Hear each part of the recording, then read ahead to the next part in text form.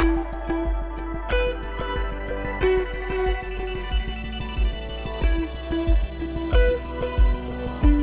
everybody, welcome to Midweek at the Compass.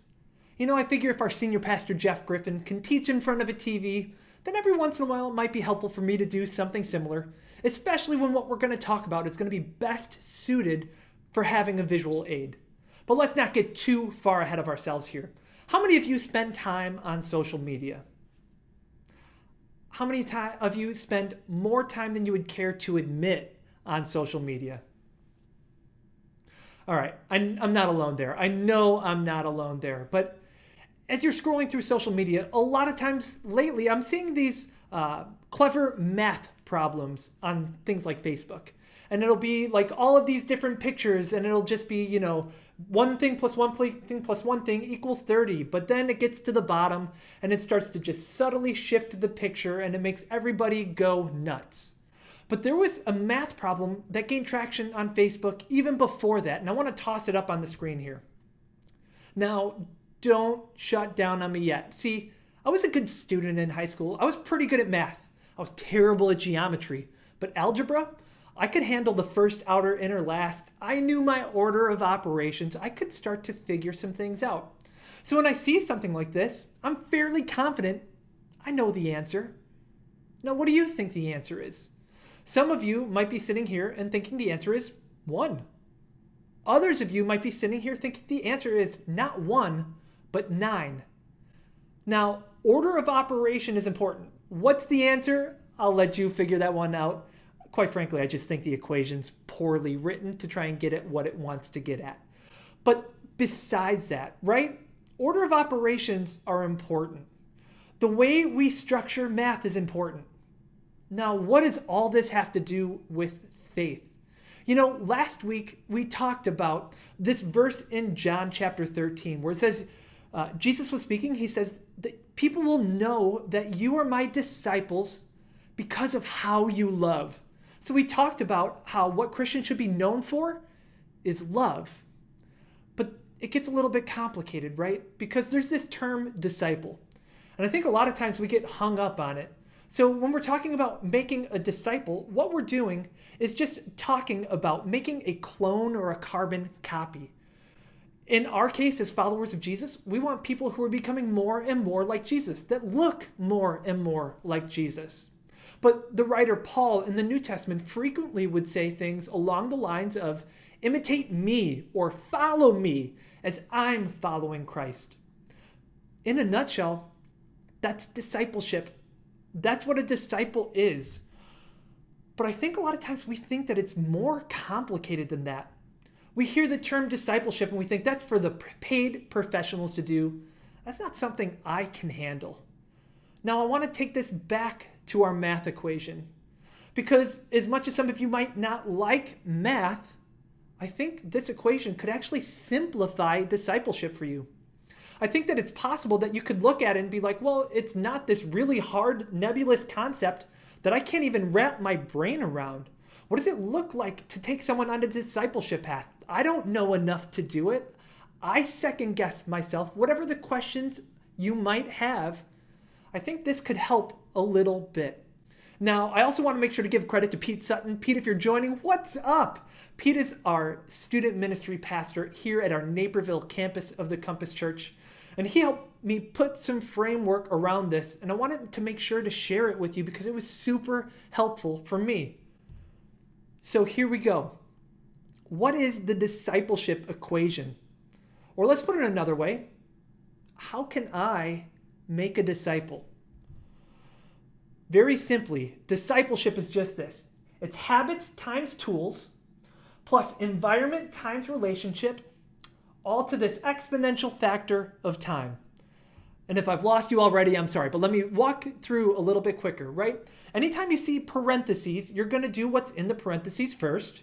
And when you see a multiplication, you are going to multiply these things together before you add the two separate ends together. And the last thing is when you have something to a power or an exponential value, it just means that this is going to impact this a lot. So the higher this number is, ultimately, the higher everything in these parentheses are going to be.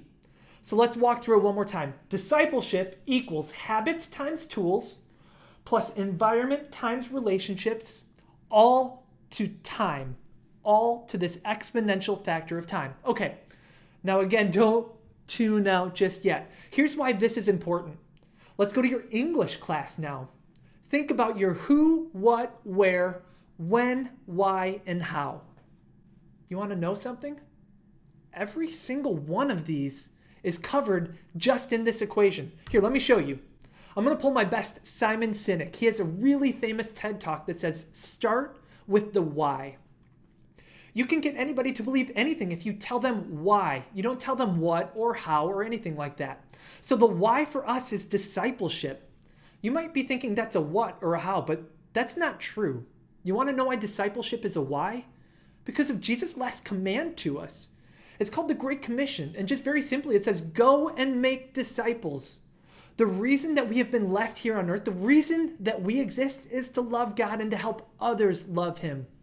Or as we like to say it here at the Compass Church, the mission of our church is helping people find and follow God.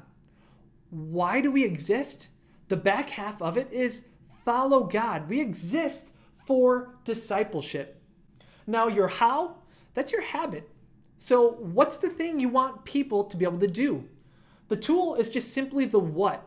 What are you going to use to get people to do the habit that you would like them to be doing?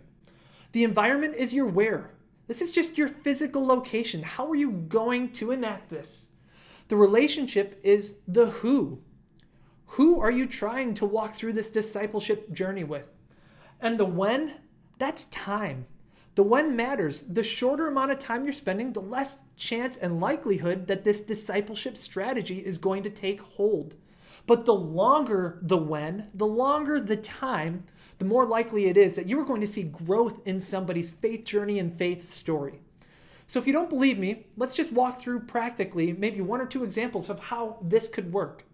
So discipleship, the habit might be we want to have a sermon-based small group.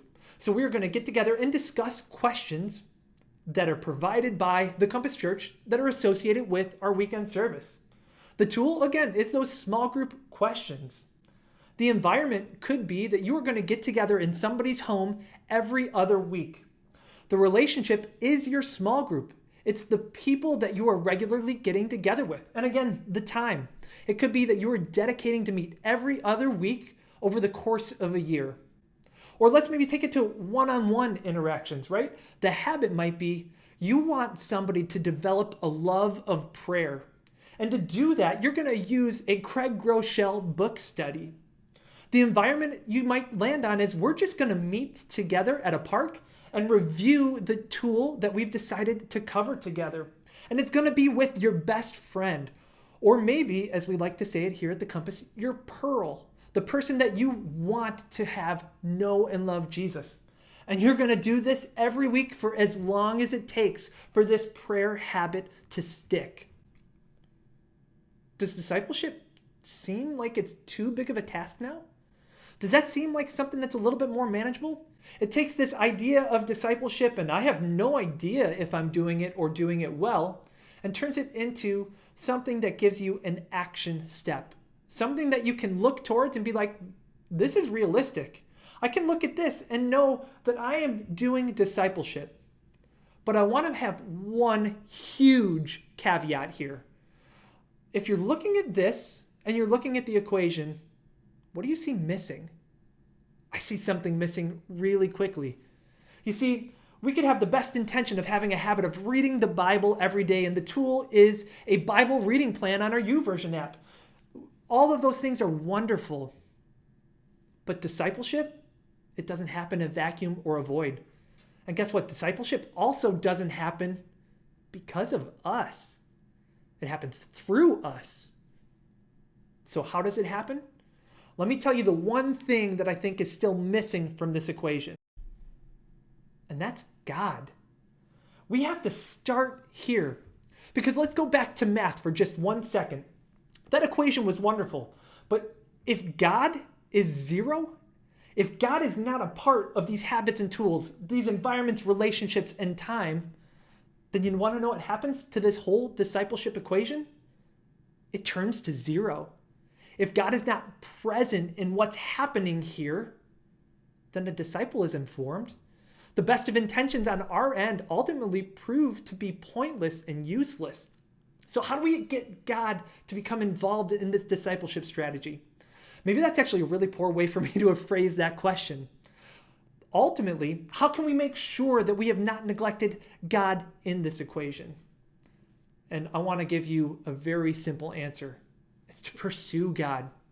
We have access to God and His Word through Scripture.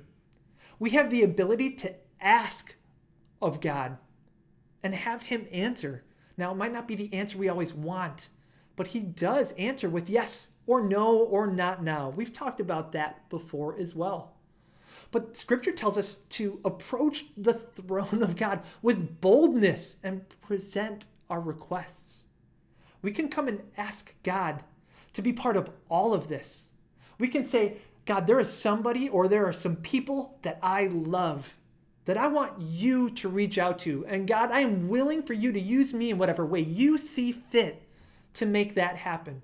Because God, ultimately, I know that all of this is wonderful. All of this looks great, but without you here, this equation goes to nothing.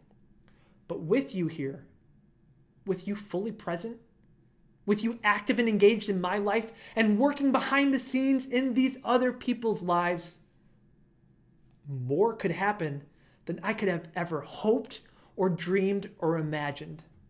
So there you go.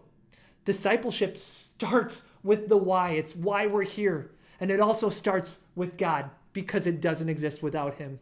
And then we can have strategies and tools and implement them to know that what we're doing is leading people closer to the God of Scripture, to the God who cares and loves, to the God who is continuing to pursue each and every one of us. Appreciate you taking the time to be here today. We're going to continue midweek at the Compass next time we're together at the same time, same place, same channel, live on Facebook or YouTube at 8 p.m. Central Time, or on YouTube at any point on demand afterwards. We've got a Midweek at the Compass playlist at youtube.com/The Compass Church. You can catch up on any of our previous episodes there as well. Let's do this again. I like being here with you, and I like you. So we'll see you next time.